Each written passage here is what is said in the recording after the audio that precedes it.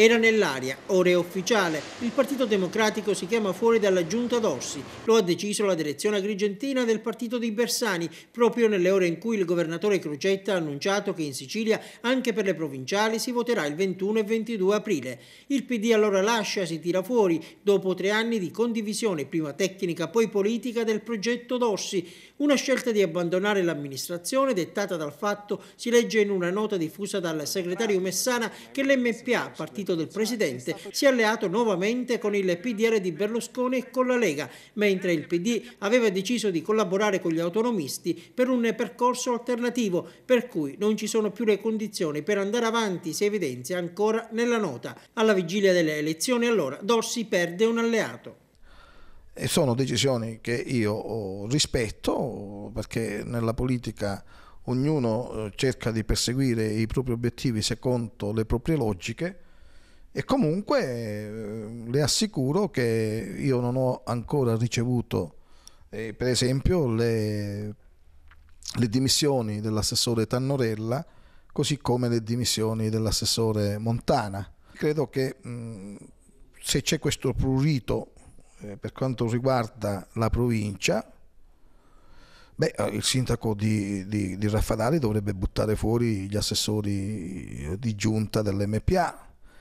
Il sindaco di Campobello di Licata dovrebbe fare la stessa cosa, cioè le giunte dove c'è la presenza sia dell'MPA che dell'EPD dovrebbero essere completamente diverse. Se il PD prende allora le distanze dall'MPA, il PDL, nuovo alleato, le prende da Dossi, ma lui, il presidente, sembra cadere dalle nuvole. Non mi pare che Alfano abbia detto questo. Non mi pare che il segretario nazionale, credo il riferimento più alto che il PDL abbia detto che, di rivendicare la candidatura di presidente. Io non so, ma chi l'ha detto che rivendica la presidenza? Poi però lo riportiamo subito con i piedi per terra. Ecco le parole del capogruppo del PDL al Consiglio provinciale. Non vedo perché il segretario nazionale o il segretario regionale, vedremo poi a chi spetterà il pallino della decisione, non possa convincere l'MPA finalmente, perché noi con la candidatura a sindaco di Camilleri, parlo di 5 anni fa, con la candidatura di Dossi, diciamo che già abbiamo dato tanto. Ora vorremmo essere noi i protagonisti principali della guida della provincia. E a lui Dossi replica così.